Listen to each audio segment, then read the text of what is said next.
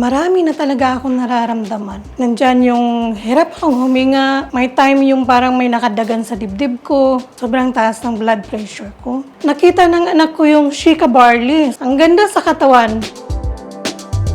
Ako si Minda Bernadas, 56 years old. Mataas palagi ang blood pressure ko.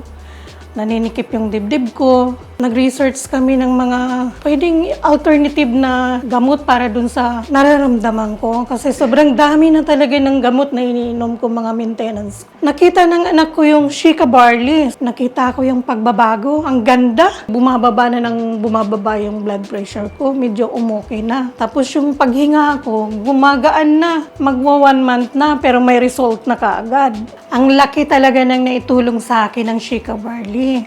Nabawasan na yung worry ko na magtuloy-tuloy yung komplikasyon. Ako si Minda Bernadas, 56 years old, may stage 2 hypertension. Pero dahil sa Shika Barley, healthy na.